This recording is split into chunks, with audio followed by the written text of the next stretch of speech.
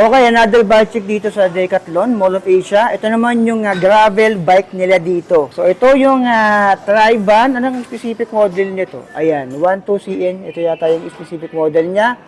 So, tingnan natin kung sulit ba yung presyo nito doon sa pyesa na meron siya. Like, comment, share, subscribe. Let's go!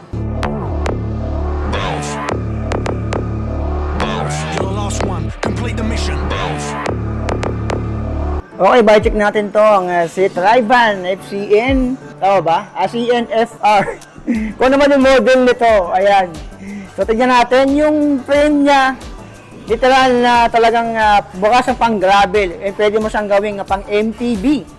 Ayan. So, yung lagyan natin ng ulam, meron dalawa dito sa kanyang down tube and sa kanyang seat tube. Ito yung setup na meron ng pedal and meron na rin bag dito sa ilalim. Ayan. So, yung sukat nito, hindi ko sure kung ano to kung anong specific na sukat nito. Pero ang available size nito is small, medium, large, and XL. Marami kayong choices. Yung cable routing, ay meron sa taas. Ito yung disc brake cable sa likod na naka-IS mount pa siya. And external, ito naman yung RD. So, naka 1x to. Ito ay feeling ko 30-40 to 32 teeth. 170mm, may pedals na rin. Pero feeling ko ball bearing pa. Yung kanyang chain, parang KMC yung ginamit dito So, yung RD niya, kung napapansin ko dito sa mga bisikleta na nakikita ko dito, microshift yung ginagamit nila dito. Ito naman XLE. Last time, mayroon tayo na bike check dito na naka-advent naman, yung nandun, na MTB.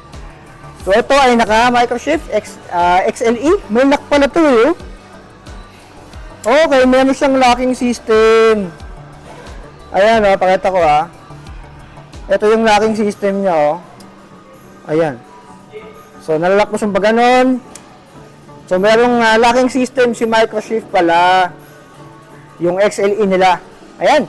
So, tingnan natin kung ilang teeth to. Kung ilang pala pong speed. 1, 2, 3, 4, 5, 6, 7, 8, 9, 10. 10 speed siya. 1/10 speed. Tapos, sa feeling ko, naka 42 teeth to. Ayan. 42 teeth nga. Ayan. So, 42 teeth. Kitang-kita nyo dito. Yung 42. Ayan. 40 teeth pala. Sorry. 40 teeth. 11, 40 teeth pala ginamit dito. Napahiya tayo din So, yung spokes ito ay 32. And double wall alloy yung rim. Same pa rin. Tingnan natin. Naka-press tabad na rin. And naka-IS mount 160mm rotor, 6 bolts. Yung hubs nito, feeling ko naman alloy na. Hindi ko na sure kung ball bearing pa. Ayan, IS mount sa likod.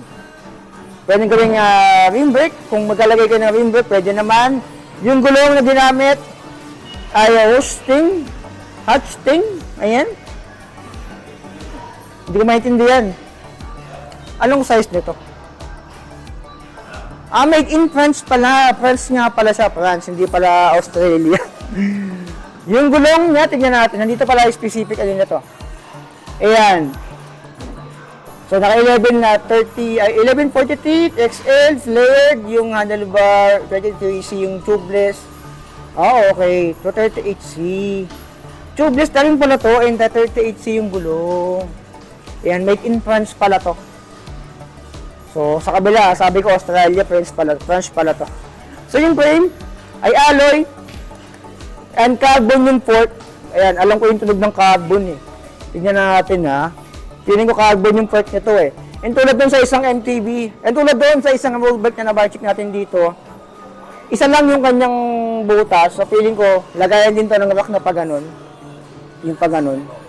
Kung maglalagay kayo sa harap, kabila may butas din yan. So, hindi siya yung lagayan ng pannier dito. Lagayan to ng parang rack sa unahan. Ayan. So, feeling ko carbon to And straight lang siya dito. So, yung kanyang naman dito, tingnan natin. XLE din. Ayan, bago lang din sa akin to. And dito naman, 70mm. Nakalagay na yung number. 420mm yung kanyang drop bar. Ayan, naka-XLE siya dito. Ayan, yung shifting niya ay parang sa L2. Ayan, yung shifting niya parang sa L2. Ito yung brake niya, ito yung shifting niya. Baba, taas, ganun. Ayan. So, dito, sa ilalim, tingnan natin. Okay. Same lang din. So, yung presyo niya ay 38,690 pesos. Ay nakalagay dito, cycling comfort geometry, versatility, may up, okay. Pwede mo siyang lagyan ng mudguard. Ito, yung pwede magdagdag sa kanya, 680 pesos. So, ito ay 680 pesos na. And 890 naman yung ganito. Ayan. Ito pa yung available nila dito. Kasi mga ano to eh, pang MTV na yata yung karamihan dito. Pero, ano bang sipit na to? Means, 38,690 pesos. So, para sa inyo ba, okay ba yung ganyang setup? Wala kasi ako makita nasa baba niya para makita ko rin yung taas eh. Yung seat po, feeling ko 27.2 lang. So, sa 38,690 pesos, okay ba sa inyo yung ganyang presyuan? Siyempre, alam niya na, pag mga ganyang brand, iba yung presyo ng mga brand sa Pinas, compare mo ng mga brand na galing sa ibang bansa. Ito, tulad ito. Yung Triban, ay parehas pala to. So, ano masabi na dito? Quick buy check lang naman to dito sa Triban gravel bike ng ano, kasi baka makapal tayo dito. May Koreano kumakanta. So, like, comment, share, subscribe. Ano masabi na dito? Like, comment, share. So, be it. I love you all. Designing out.